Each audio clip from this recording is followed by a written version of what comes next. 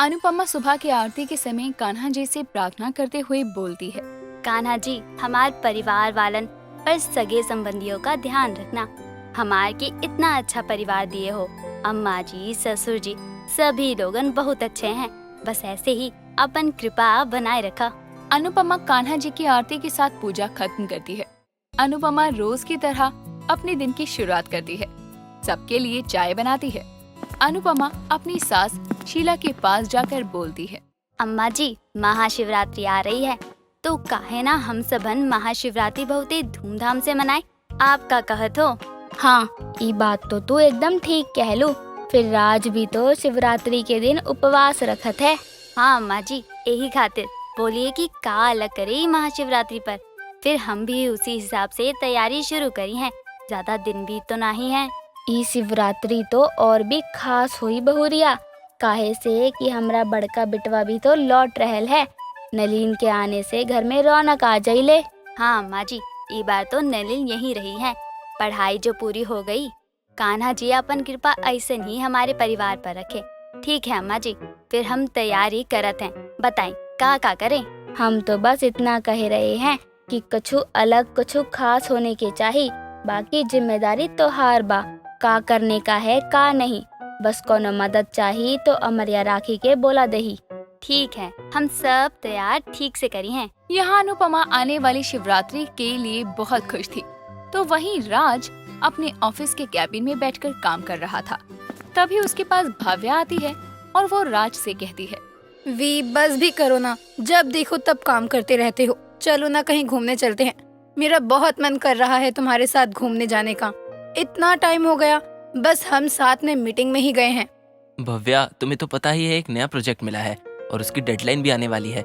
अभी हमारे लिए कहीं घूमने जाने से अच्छा है कि पहले हम काम खत्म कर लें। ये ज्यादा जरूरी है। मुझे तो कभी कभी खुद पर बहुत गुस्सा आता है कि मैं मना भी क्यों रही हूँ तुम्हें। तुम सारा दिन काम में लगे रहते हो या फिर अपनी सो कॉल्ड वाइफ के पास चिपके रहते हो। बस मुझे अपने ऑफिस में रखने के लिए प्यार किया है क्या?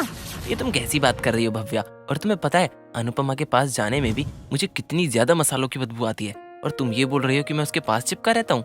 बुरा लग रहा है तुम्हें, लेकिन ये सच ही तो है। अब शिवरात्रि आने वाली है और तुम हर बार की तरह ये वाली शिवरात्रि भी अपनी बीवी अनुपमा के साथ ही मनाओगे, और मैं वहाँ मेहमानों की तरह खड़ी एक कोने में तुम्हें देखती रहूंगी। भव्या, तुम्हें सब कुछ पता है, फिर भी तुम ऐसी बात कर रही हो। शिवरात्रि की पूजा जोड़े में होती है और सबके लिए मैं अनुपमा का पति ही हूँ। मैं चाहकर भी कुछ नहीं कर सकता हूँ। अच्छा, तुम अगर मुझे मनाना चाहते हो तो मैं तुमसे कुछ मांगना चाहूंगी। बताओ, दोगे मुझे? बताओ क्या चाहिए तुम्हें? अगर मैं दे सका तो जरूर दूंगा, और नहीं पाया तो कोशिश तो जरूर ही करूंगा। कोशिश नहीं, मुझे प्रॉमिस चाहिए कि मैं जो मांगूंगी वो तुम मुझे दोगे। अच्छा बाबा, प्रॉमिस, तुम जो कुछ भी मांगोगी मैं तुम्हें दूंगा। अब बताओ क्या चाहिए तुम्हें? इस बार की शिवरात्रि की पूजा में मैं तुम्हारे साथ बैठना चाहती हूँ। प्लीज भी मना मत करना। मेरा बहुत मन है इस बार की पूजा में तुम्हारे साथ बैठकर पूजा करने का। लेकिन भव्या, ये मुमकिन नहीं है। मेरे बच्चे हैं, उन्हें पता चल गया तो क्या होगा भव्या? तुम्हें अपनी अम्मा, बाबूजी, बच्चों, यहाँ तक कि अपनी उस अनचाही पत्नी अनुपमा तक की भी फिक्र है, लेकिन तुम्हें मेरी फिक्र नहीं। मैं कुछ बोल देती हूँ तुम्हें तो तुम्हें तुम्हारा परिवार याद आ जाता है। नहीं भव्या, ऐसा नहीं है। तुम खामखा ही गुस्सा कर रही हो, और तुम नहीं समझोगी तो कौन समझेगा? हमेशा मैंने ही प्रॉमिस किए हैं, लेकिन अब नहीं। अगर तुम मुझे सच में प्यार करते हो ना वी, तो इस बार की शिवरात्रि की पूजा में तुम मुझे अपने साथ बैठाओगे। भव्या, बात को समझो ना, ये मुमकिन नहीं है। नहीं वी, इस बार तुम मेरी बात को समझो। हर बार सब तुम्हारे हिसाब से नहीं हो सकता कि बीवी और गर्लफ्रेंड दोनों साथ में खुश रहे। और अगर तुमने मेरी बात नहीं मानी तो ये हमारी आखिरी मुलाकात होगी, समझे? भव्या, मेरी बात तो सुनो। हम कहीं बैठकर आराम से बात करते हैं ना इस बारे में। भव्या राज की बातों को अनसुना करके वहाँ से मुंह बनाकर चली जाती है।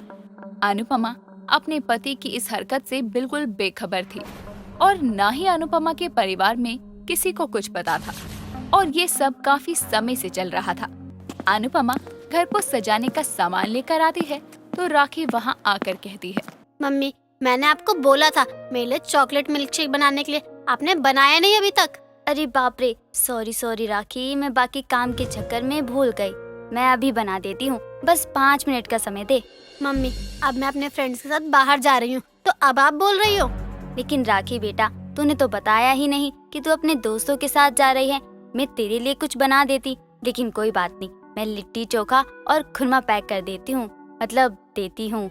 दोस्तन नहीं नहीं, दोस्तों को खिला दियो। मम्मी, मैं दोस्तों के साथ मूवी देखने जा रही हूँ और आप बोल रही हो कि मैं वहाँ ये सब लेकर जाऊँ? हाँ तो क्या दिक्कत है, भूख भी नहीं लगेगी और घर का खाना भी हो जाएगा। तुम आजकल के बच्चों को भी ना बस बाहर का खाने की आदत हो गई है। रुक 2 मिनट, मैं अभी लाती हूँ। सच में पापा गलत नहीं बोलते हैं, आप में दिमाग ही नहीं है। आपको पता भी है थिएटर में कुछ खाने पीने को नहीं लेकर जाते हैं, जो भी खाना होता है वो खुद से खरीद कर ही खाते हैं। सॉरी, वो मुझे पता नहीं था, लेकिन कोई बात नहीं ना, रास्ते में खा लियो।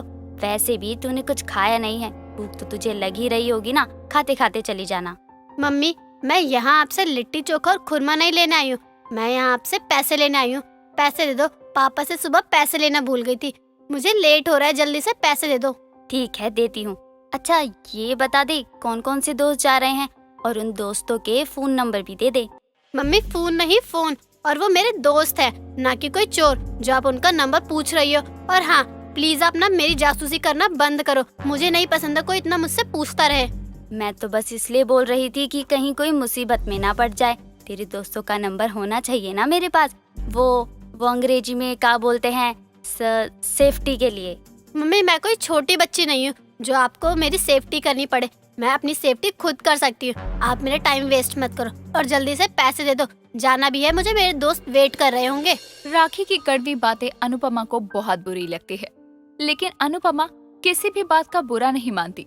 पर राखी को पैसे देकर काम में लग जाती है और काम करते करते शाम हो जाती है। शाम होने के बाद राज थक कर घर आता है। अनुपमा राज के लिए पानी का ग्लास लेकर आती है और बोलती है, लीजिए पानी। अरे अनुपमा, सर में बहुत दर्द हो रहा है, 1 कप चाय बना दो कड़क। अचानक से सर दर्द हो रहा है, कछु मतलब कुछ खा लिए थे क्या गलत? अरे यार अनुपमा, समझ नहीं आता है क्या तुम्हें? जितना बोल रहा हूँ बस उतना करो। जाओ 1 कप चाय लेकर आओ, और हाँ थोड़ी जल्दी लेकर आना, ठीक है? जी अभी नहीं, लेकर आती हूँ। कुछ देर में अनुपमा चाय बनाकर लाती है और राज को देती है।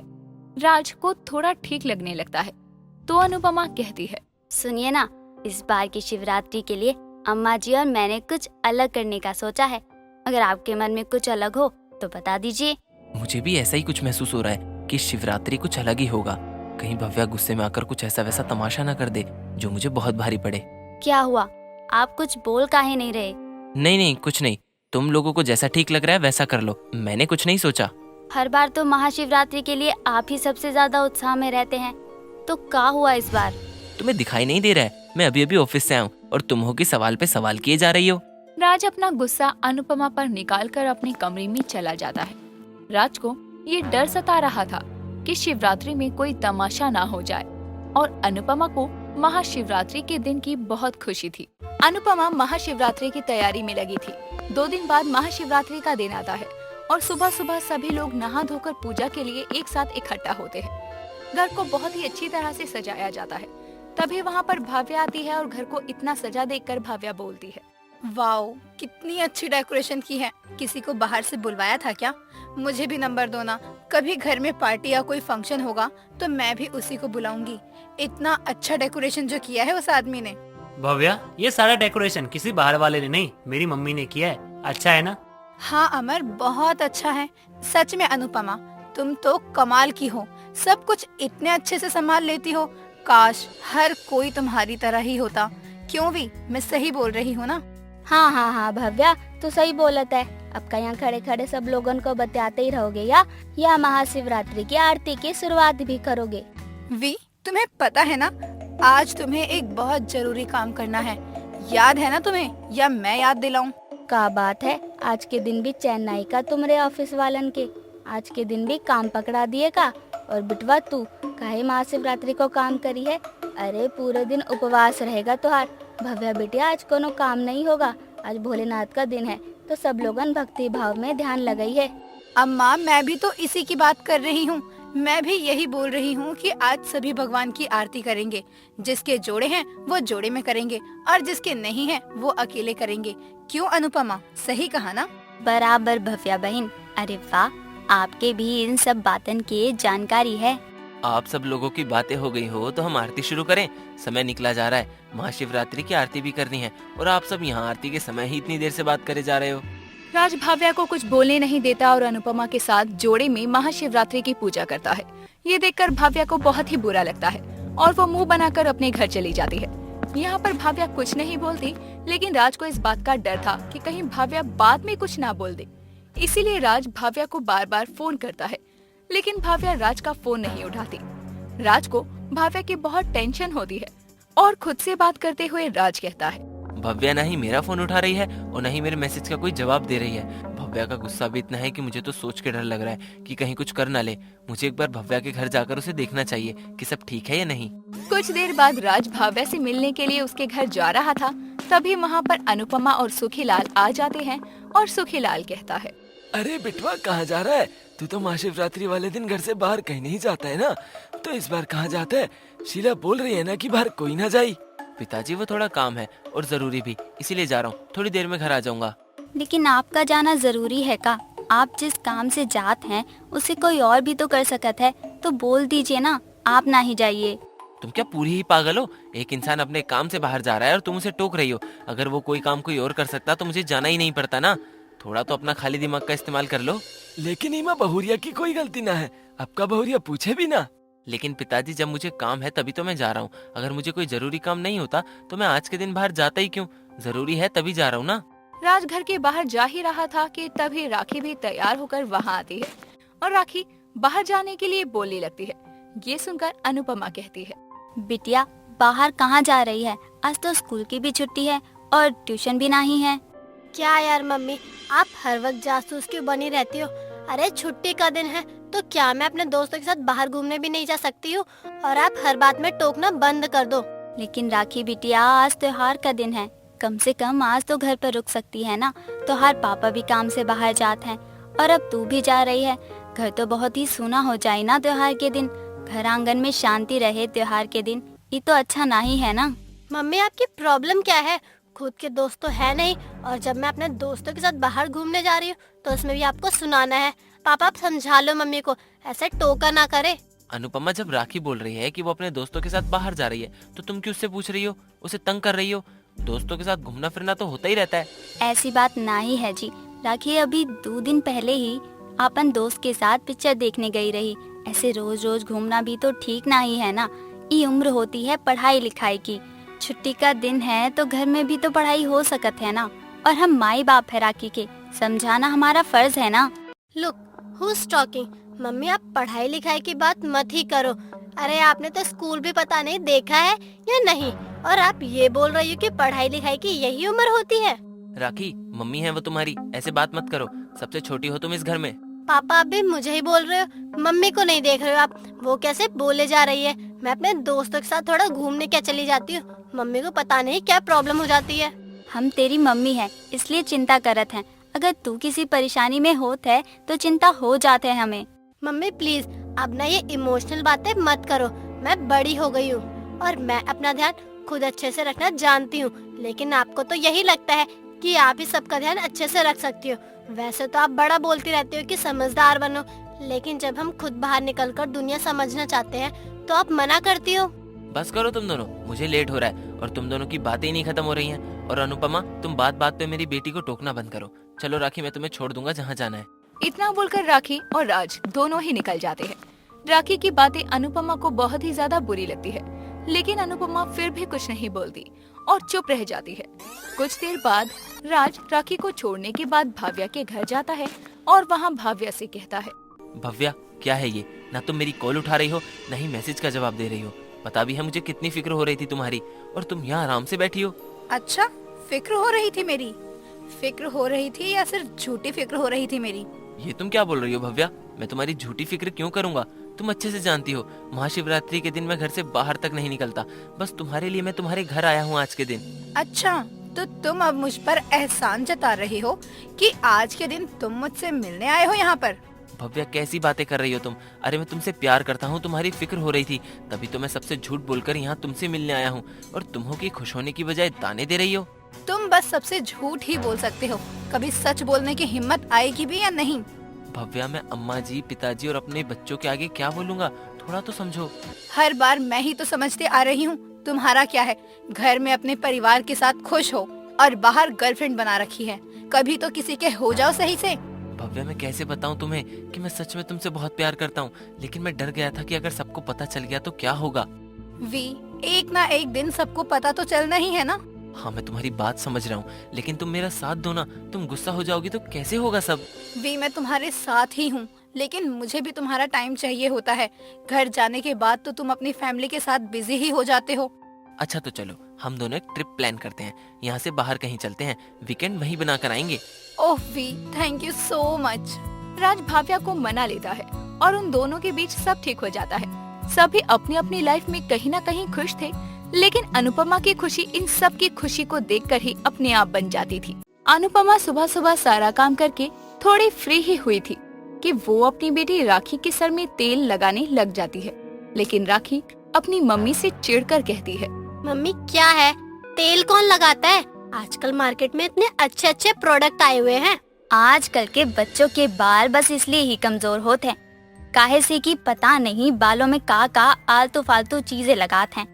अरे हमार अम्मा ने भर भर के तेल लगाई रही हमके, तब जाकर हमार ऐसन बाल हैं।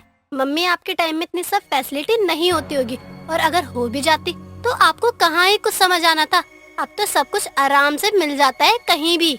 यही तो दिक्कत बा, अब के बच्चों को सब कुछ आराम से मिल जाता है, कोई मेहनत ना ही करनी पड़ती। मेहनत करोगे तभी तो कीमत पता चलेगी। पढ़ाई लिखाई करो, नाम रोशन करो अपन माई बाप के। मम्मी प्लीज, मुझे आपका लेक्चर सुनने का जरा भी मन नहीं है। आपको तो मजा आता है ना सुनाने में, खुद तो कुछ नहीं किया और हमें बोल रही हो। थोड़ी बहुत मेहनत आप भी कर लेती मम्मी, कम से कम मुझे अपने दोस्तों से आपको मिलवाने में शर्म तो नहीं आती ना। दूसरों की कमियां निकालने से पहले खुद को तो देखो ना। राखी, हम तेरी मम्मी हैं, तमीज से बात कर सकत है कि नहीं? यही सिखाया है हमने तुझे, बड़ों से तमीज से बात किया कर। तो बड़ों को भी अपनी हद में रहना चाहिए। मैं आपकी कोई भी बकवास सुनने नहीं वाली हूँ। मुझे पता है मैं क्या कर रही हूँ। पापा को कोई परेशानी नहीं है उसमें, लेकिन आपको हर बात में परेशानी है। राखी तो अनुपमा राखी को बोलने जा ही रही थी कि तभी वहाँ अनुपमा का बेटा नलिन दूसरे शहर से वापस आ जाता है। नलिन को देखकर अनुपमा और राखी दोनों ही बहुत खुश हो जाते हैं। अनुपमा नलिन को गले से लगा लेती है और नलिन से कहती है, तू तो शिवरात्रि पर आने वाला था, तो तू उस दिन काहे नहीं आया? कब से राह ताक रहे थे सभी लोग, और फोन भी नहीं उठा रहा था। वो तो तोहरे दोस्त से पता चला कि तू देर से निकला है, तब जाकर चैन की सांस लिए हैं सब, वरना तो तू कछु बताना ही नहीं चाहत रहे। मुझे इतना टाइम हो गया यहाँ से गए हुए, लेकिन मम्मी आप में कोई चेंज नहीं आया। मम्मी प्लीज, आप ना मुझसे इस भाषा में बात मत किया करो, ना ही मुझे समझ आती है और ना ही मुझे सुनने में अच्छा लगता है। अब नॉर्मल हिंदी में ही बात किया करो मुझसे। भाई, मैंने आपको बहुत मिस किया, और मम्मी को आप तो क्या कोई भी नहीं सुधार सकता। उस दिन पापा ने भी बोला था मम्मी को कि हिंदी में बात किया करो, लेकिन मम्मी है कि घूम फिर के वहीं आ जाती है। कोई बात नहीं मम्मी, आप ना मुझसे प्लीज ऐसे बात मत किया करो, मुझे शर्म आती है। फिर आपको मम्मी बोलने का भी मन नहीं करता, ऐसा लगता है कि मेरी मम्मी को हिंदी भी नहीं आती। सॉरी बेटा, हम बहुत ही कोशिश करती हूँ, लेकिन कहीं कहीं कोशिश रह जात है। लेकिन अब हम पहले से भी ज्यादा कोशिश करूँगी कि किसी को निराश ना कर सकूं, खासकर अपने बच्चों और अपने पति को। भाई, आप ये सब छोड़ो और मुझे बताओ, वो शहर अच्छा था ना? और वहाँ आपने बहुत मजे किए ना? और हाँ, मेरे लिए वहाँ से क्या लाए हो? बिना गिफ्ट के मैं आपसे बात तक नहीं करूँगी, पहले ही बता रही हूँ। मैं तेरे लिए ही नहीं बल्कि सबके लिए गिफ्ट लाया हूँ, बुलाओ तो सबको। वाह भाई, मैं सबको बुलाती हूँ। अम्मा जी, दादाजी कहाँ हो सब? अमर जल्दी से बाहर आ, देखो सब नलिन भाई आ गए, आओ ना जल्दी से सब। राखी की आवाज सुनकर सभी लोग अपने कमरे से बाहर आते हैं। नलिन बोलता है, प्रणाम दादाजी, प्रणाम अम्मा जी। और अमर कैसा है, सब ठीक है ना? नलिन पैर छूकर आशीर्वाद ले। शहर का गया, अपने संस्कार तमीज सब वहीं छोड़कर आ गया है क्या? मम्मी, इज्जत ना दिल में होनी चाहिए, और मैं बड़ों की बहुत इज्जत करता हूँ। हमार बिटवा घर आया है। बिटवा, सब वहाँ पर ठीक था ना? कोनो परेशानी तो नहीं रही? और पढ़ाई लिखाई सब मन लगा कर किया ना? वहाँ जाकर हमार पोता कितना कमजोर हो गवा है, कछु खाने को ना ही मिलत रहेगा। अरे अम्मा जी, मैं कमजोर नहीं, इसे फिट कहते हैं। मैं वहाँ जाकर फिट हो गया हूँ। भाई, अब जल्दी से हमारे गिफ्ट भी दे दो ना। मैं तो बहुत एक्साइटेड हूँ ये देखने के लिए कि आप क्या लाए हो मेरे लिए। पक्का कुछ अच्छा ही लाए होगे आप। अरे मैं सारे गिफ्ट दे तो दूं, लेकिन पापा को भी तो आने दो ना। पापा कहाँ हैं? आज तो वो घर पर ही होंगे ना। और मैं पापा, भव्या सबके लिए गिफ्ट्स लाया हूँ। पापा तो अपनी मीटिंग के लिए बाहर गए हैं शहर से, और भाभी भी पापा के साथ ही गई है। कोई बात नहीं, पापा जब आएंगे तब आप उन्हें गिफ्ट दे देना, लेकिन अभी तो हमें गिफ्ट्स दो। राखी के बोलने पर नलिन सबके लिए बैग से गिफ्ट्स निकालता है और सबको गिफ्ट देने लगता है। घर के सभी सदस्यों को गिफ्ट देता है, लेकिन अनुपमा को नहीं देता। ये देखकर सुखी लाल बोलता है, बिटवा, अनुपमा का गिफ्ट कहाँ है? उसके लिए कुछ गिफ्ट नहीं लाया क्या? सॉरी दादाजी, मम्मी के लिए गिफ्ट लेने का ध्यान ही नहीं रहा। वो क्या है ना, आज तक मम्मी के लिए कुछ लिया ही नहीं है, तो इसलिए अब भी ध्यान नहीं रहा। Sorry mummy. लेकिन भाई, आप ऐसे कैसे कर सकते हो? आपको भाव्या के लिए गिफ्ट लाना याद रहा, लेकिन मम्मी के लिए गिफ्ट लाना याद नहीं रहा आपको। भाव्या तो इस परिवार का हिस्सा भी नहीं है। अमर, भव्या मेरी बेस्टी है और हमेशा हमारी प्रॉब्लम्स में, खुशियों में शामिल रहती है, तो वो भी हमारे परिवार की सदस्य ही हुई। और भाई गिफ्ट लाना भूल गए तो क्या हुआ? भाई आप एक काम करना, यहीं से कुछ मम्मी के लिए ले लेना और फिर मम्मी को दे देना। क्यों, सही बोल रही हूँ ना मैं? बराबर बोलत है राखी बिटिया। अरे तेरी मम्मी को का जरूरत है गिफ्ट की? रहने दे, वो तो बिना गिफ्ट के भी खुश रहते है ना। गिफ्ट मिलने पर कौन से पंख लग जाई उके। हाँ बेटा, रहने दे, हम ठीक हैं। अच्छा, तू इतने लंबे सफर से आया है, थक गया होगा ना। जा जाकर अपन कमरे में आराम कर, हम तेरे लिए कुछ खाने को लावत हैं। अनुपमा को नलिन की बातों का बहुत ही ज्यादा बुरा लगता है और वो रसोई में जाकर रोने लगती है। ये देखकर अनुपमा के पास अमर आता है और बोलता है, मम्मी, मुझे पता है आपको अम्मा जी और भाई की बात का बहुत बुरा लगा है, लेकिन मम्मी, मैं आपका बेटा अमर आपके साथ हमेशा रहूंगा। हाँ मेरे बच्चे, हमको पता है, तो हमेशा हमारे साथ ही रहेगा। अमर हमेशा ही अपनी माँ की तरफ से बोलता था और अपनी माँ को खुश रखने की कोशिश करता था, लेकिन परिवार के और सदस्य कभी भी अनुपमा को कुछ भी नहीं समझते थे। ऐसे ही दिन निकलते हैं और 2 दिन बाद राज भव्या के साथ घर लौटता है। राज की आवाज सुनकर वहाँ सब आ जाते हैं। राज जैसे ही नलिन को देखता है तो बोलता है, नलिन, तू कब आया? और मुझे तो किसी ने बताया भी नहीं कि तू आ गया है। पापा, मैंने सबको मना किया था बताने से। वो क्या है ना, जब आप आते तो मैं आपको सरप्राइज करना चाहता था। और भव्या आंटी कैसी हो? ओह नलिन, तुम कुछ टाइम के लिए शहर से बाहर क्या गए? तुम तो मुझे भूल ही गए। अरे मैं कोई आंटी नहीं हूँ, मुझे तुम भव्या कहकर ही बुलाया करो। मैं तुम्हारी दोस्त की तरह हूँ। Oh sorry Bhavya. हाँ, अब ठीक बोला ना तुमने। तो लाओ अब ये बताओ कि मेरे लिए क्या गिफ्ट लेकर आए हो? और तुम्हें शहर तो अच्छा लगा था ना? वो कॉलेज शहर के टॉप कॉलेजेस में से एक है।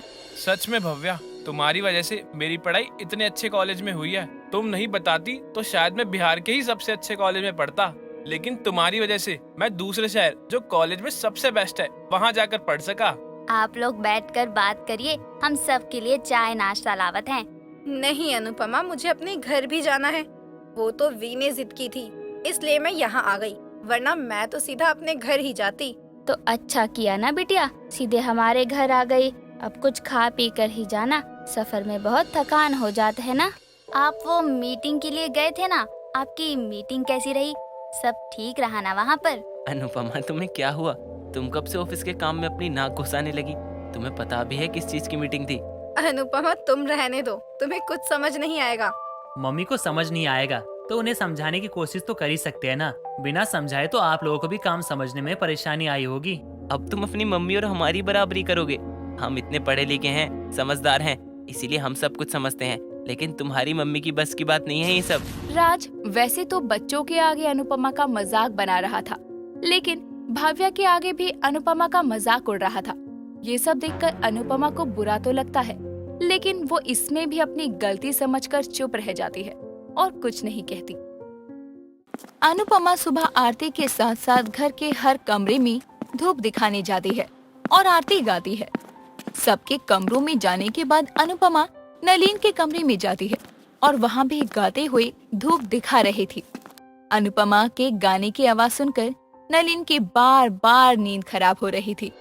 काफी देर तक नलिन कुछ नहीं बोलता, लेकिन जब वो बहुत परेशान हो जाता है तो नलिन चिल्लाते हुए अनुपमा से कहता है, क्या है ये? आपको दिखाई नहीं दे रहा क्या कि मैं सो रहा हूँ? अपना भजन कीर्तन जो भी करना हो आपको वो सब ना बाहर ही किया करो। और मुझे बिल्कुल भी पसंद नहीं है कि कोई मेरे कमरे में मेरे से बिना पूछे आए। तो आगे से इस बात का भी ध्यान रखना आप। हम तो बस यहाँ आरती दिखावत रहे। जब तू पढ़ाई के लिए गया था तब भी हम तोहार कमरा माँ धूप दिखात रहे। अब भी वही करत हैं। कोनो परेशानी ना ही देना चाहते रहे। परेशान नहीं करना चाहती थी लेकिन परेशान तो कर ही दिया ना। अब यहाँ खड़ी खड़ी क्या कर रही हो? जाओ निकलो मेरे कमरे से, मेरे को नींद आ रही है। नलिन इतना बोलकर अनुपमा को कमरे से बाहर निकाल देता है और अनुपमा वहाँ से रसोई में खाना बनाने चली जाती है। अनुपमा को नलिन की बातों का बहुत बुरा लगता है, लेकिन वो ये सारी बातें बाहर किसी को नहीं बताती। कुछ देर बाद जब नाश्ता बन जाता है तो अनुपमा सबके लिए नाश्ता लेकर आती है। आलू के पराठे घी से बने हुए देखकर नलिन और राखी को बहुत चिढ़ होती है और राखी कहती है, मम्मी आपको कितनी बार बोला है कि इतना ऑयली खाना मैं नहीं खा सकती। ऊपर से आलू के पराठे। आप क्या चाहती हो मैं खा खा कर आपकी तरह बहन जी जैसी बन जाऊं? अरे हमरी बिटिया, हमरी आंटी जी की उम्र है और हमको कोई इस उम्र में भी बहन जी बोल देते हैं ना तो वो भी हमारे लिए तारीफ ही होत है। और चुपचाप खा ले। सुबह का नाश्ता अच्छा हो तो दिन अच्छा जात है।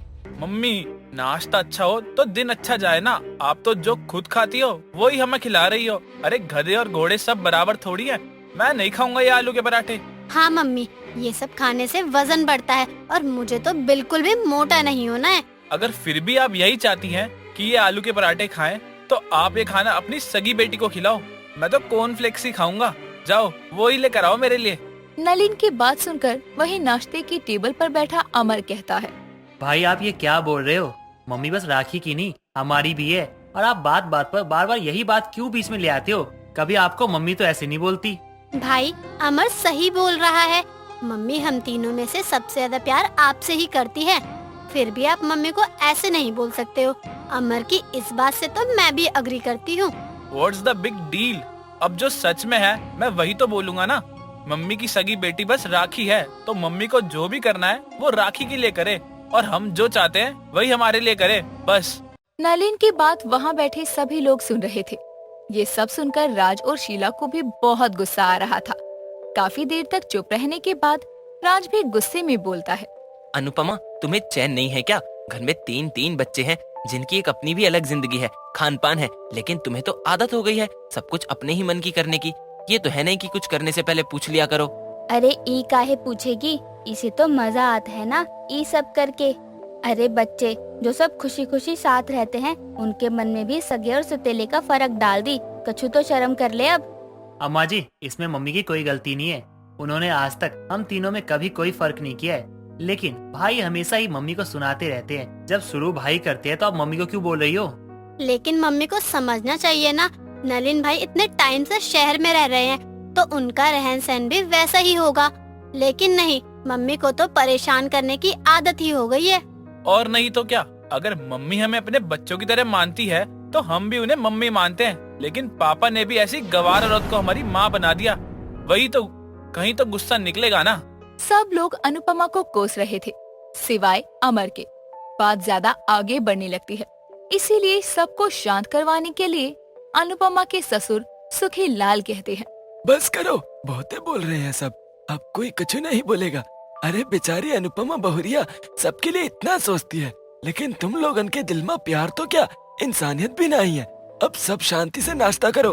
अगर कोनो भी अब कुछ बोला तो मैं यहाँ से उठकर चला जाऊंगा। सुखीलाल की बात सुनकर सब शांत हो जाते हैं और नाश्ता करने लगते हैं।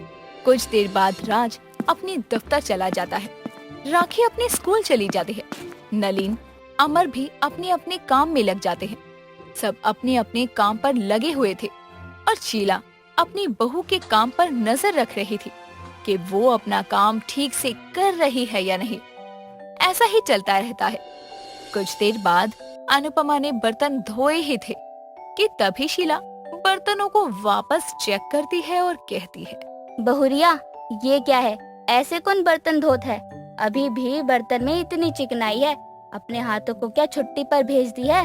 थोड़ा अच्छे से काम काहे नहीं करती? मैं देख रही हूँ तेरा काम में जी नहीं लागत है। अम्मा जी दिखाइए हमको, कहाँ है बर्तनों में चिकनाई? आप भी ना अपनी दूरबीन लेकर बैठ जाते हैं और सही काम में भी 4 गलतियाँ निकाल देते हैं। बर्तनों में कहीं भी चिकनाई नहीं है। अच्छा, अब तुझे लागत है कि मैं झूठ बोल रही हूँ? अरे तोहार मायके वालों की तरह हम कंगले नहीं हैं, तो तू थोड़ा बर्तन धोने का साबुनवा और अपने हाथों को अच्छे से इस्तेमाल कर लिया कर। अम्मा जी, आप हर बात में हमरे मायके वालों को काहे बीच में ले आते हैं? तो से अच्छी तो हमरे बिटवा की पहली वाली पत्नी थी, कम से कम वो जुबान तो नहीं लड़ात रही हमसे। शीला अनुपमा और उसके कामों में गलतियां निकालती रहती है और गलतियां निकालने की वजह से अनुपमा को एक काम बार बार करना पड़ता है। ऐसा ही कई दिनों तक चलता है। कुछ देर बाद शीला की बचपन की सहेली सुरीली घर आती है और शीला से मिलते हुए सुरीली कहती है, काहो शीला की बच्ची, खुद को तो देख, कैसन फूल के गुब्बार हो रही है। थोड़ा खुद पर भी ध्यान काहे नहीं देती, वरना तोहार पोता की शादी पर तू दादी लगने लग जाएगी। चुप कर सुरीली, अब सब तोहार जैसन हो जाएगा। खुद की एक टांग कबर में है, लेकिन हाथ में परस लेकर घूमत है और ऊपर से जीन्स भी पहनत है। तोहार पोते तो को दादी बोलत है या अपनी छोटी बहन? ओ मैडम, मेरा नाम सुर है, ना कि सुरीली। लोग मुझे प्यार से सुर बोलते हैं, काहे से मैं सुर और ताल ना बहुत अच्छा लगाती हूँ ना। और मेरे पोते मुझे छोटी बहन बोले, ये तो और भी अच्छा है। दोनों सहेली आपस में बातें कर रहे थे। तभी अनुपमा चाय लेकर आती है और कहती है, प्रणाम काकी, आप तो जैसे ये घर का रास्ता ही भूल गई हैं। अब आपको बखत मिला है यहाँ आने का। हम आपको कितना याद करत रहे, हफ्ते में 4-5 बार तो आ ही जाया करो। देख, अब तो तेरी लाडली बहुरिया भी बोलत है कि आ जाया कर, तो आती काहे नहीं है? अनुपमा, मुझे टाइम ही कहाँ मिलत है। अपने डांस क्लास जाती हूँ, फिर जॉगिंग, फिर जुम्बा, इतना सब करे में टाइम कब निकल जाता है पता ही नहीं चलत। लेकिन आज आई हूँ मैं सबसे मिलने। सुरीली बातें कर ही रही थी कि तभी वहाँ पर बैठा सुखीलाल सब सुन रहा था। ये सब सुनकर सुखीलाल बोलता है, सुरीली जी, तनिक शीला को भी अपने साथ ही ले जाया करो ना, कहीं गुब्बारा से पिचकारी ना बन जाए ये भी। अरे सुख जी, आप शीला को छोड़ो और अपन बताओ ना।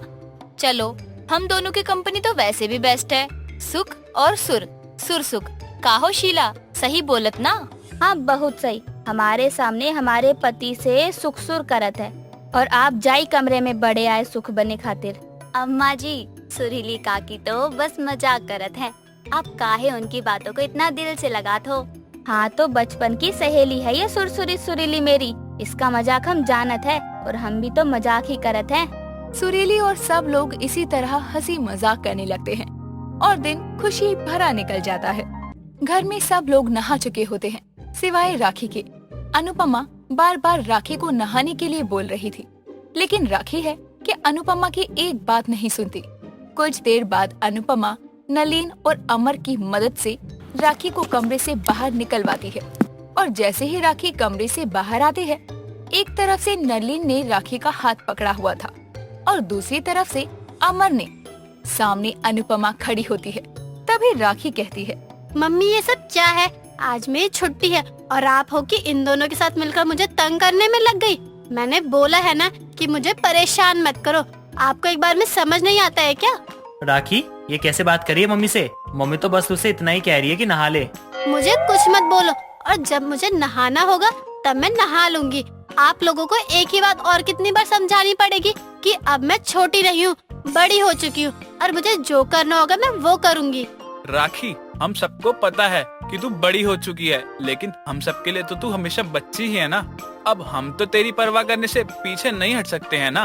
ओ प्लीज भाई, आप तो बोलो ही मत। आप खुद तो मम्मी से आधे टाइम परेशान रहते हो और अब मुझे लेक्चर दे रहे हो। मैं अपनी वीडियोस बना रही हूँ, मुझे कोई डिस्टर्ब नहीं करेगा।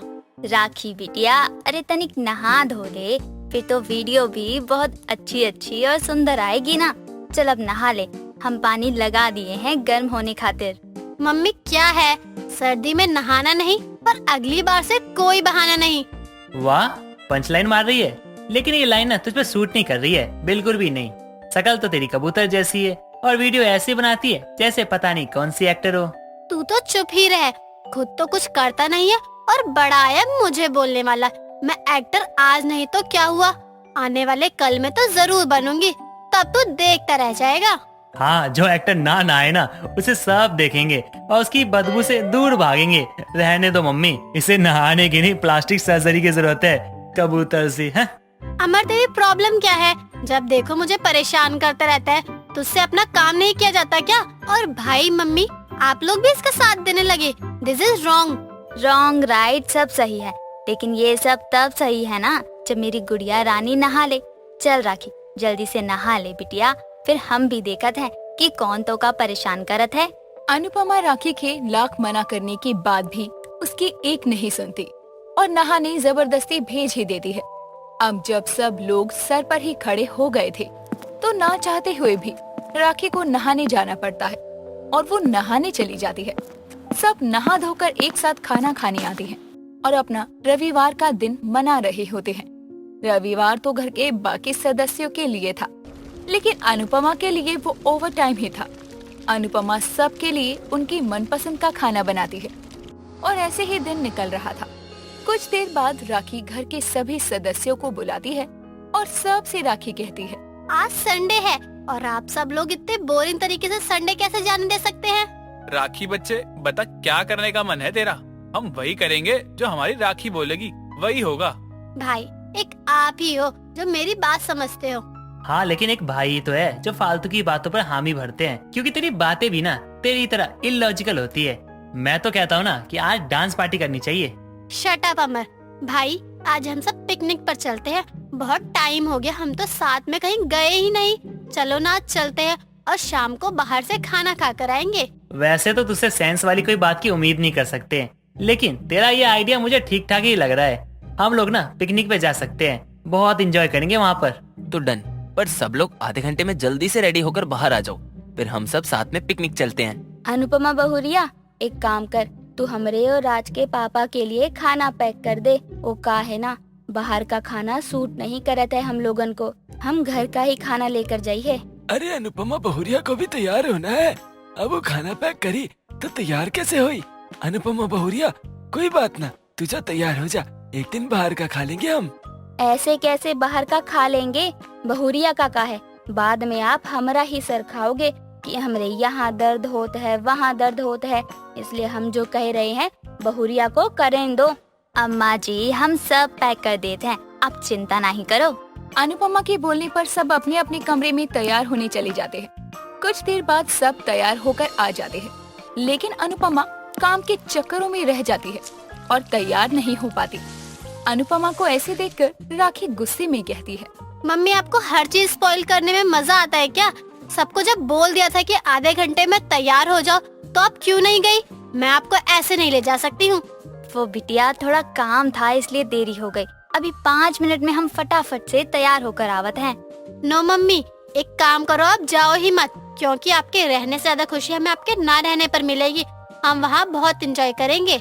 राखी अगर तू मम्मी को आने से मना करेगी ना तो मैं भी नहीं जाऊँगा। अमर एक का जिद है, जाओ सब। अगर कोई यहाँ रुका ना हमारी वजह से तो हम समझेंगे कि वो तो बिल्कुल भी हमसे प्यार नहीं करत है। जाओ सब अब। जब अनुपमा खुद नहीं जाना चाहती है तो उसे मनाने का कोई फायदा भी नहीं है। मैं गाड़ी निकाल रहा हूँ, आप सब लोग बाहर आ जाइए। अनुपमा के बिना ही पूरा परिवार पिकनिक के लिए निकल जाता है और अनुपमा घर पर ही रह जाती है। सब लोग पिकनिक स्पॉट पर आ जाते हैं और एक जगह सब बैठ जाते हैं। कोई ना ही मजे कर रहा था और ना ही गेम खेल रहा था, ऐसे ही बैठे हुए थे। ये देखकर राखी कहती है, गाइस मैंने पिकनिक पर एंजॉय करने के लिए बोला था, ना कि सब एक कोना पकड़कर बैठ जाए। अब मम्मी के बिना आएगी ना तो यही होगा। मेरा तो मन था नहीं आने का, अगर मम्मी मुझे फोर्स नहीं करती ना तो मैं तो यहाँ नहीं आता। हाँ। बेटा ना आना अलग बात है, लेकिन अब तो आ गया है ना, तो इसलिए सबके साथ एंजॉय कर। यहाँ बस तेरी मम्मी ही तो नहीं है ना, बाकी तो पूरी फैमिली है। सॉरी पापा, मुझे थोड़ा काम है और कॉल भी आ रहा है, मैं यही साइड में हूँ, तब तक आप एंजॉय करो। ठीक है राखी, हैव एंजॉय। और बिटिया तुझे तो पता है हमरे घुटने में दर्द रहता है, इसलिए हम भी यहीं बैठकर आराम करते हैं। और हम भी। सभी राखी को एक्सक्यूज दे रहे थे, तभी वहाँ से राज भी फोन पर बात करता हुआ चला जाता है। पिकनिक के नाम पर राखी अकेले ही बोर हो रही थी और खुद से बातें करते हुए राखी कहती है, इससे अच्छा तो मम्मी आई होती, कम से कम मम्मी को जो मैं बोलती वो मम्मी करती तो ना। यहाँ तो सबने एक कोना पकड़ लिया और सबके होते हुए भी मैं अकेले बैठी हूँ। राखी बहुत अकेला महसूस कर रही थी।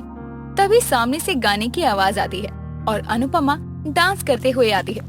अनुपमा के आते ही सभी लोग जो अलग अलग थे वो एक साथ आ जाते हैं। अनुपमा को देखकर राखी बहुत खुश होती है और अनुपमा को गले से लगाकर कहती है, मम्मी आप तो घर पर थी, फिर आप यहाँ कैसे? अरे जब हमारा पूरा परिवार यहाँ है तो हम घर पर अकेले कैसे रह सकत हैं? हमरा भी मन कर रहा था आने का, और हमारी राखी बिटिया भी तो यही है ना, तो हमको याद भी तो करत रही। हाँ मम्मी, मैंने इस थोड़ी सी देर में आपको बहुत ज्यादा मिस किया। कोई मेरे साथ एंजॉय ही नहीं कर रहा था, मैं अकेले ही बोर हो गई थी। अकेले कैसे, यहाँ तेरी मम्मी है ना। अब हम आ गए हैं तो देखना कैसे धमाल करते हैं। Mummy rocks. मम्मी कैसी भी सिचुएशन हो आप आराम से संभाल सकती हो।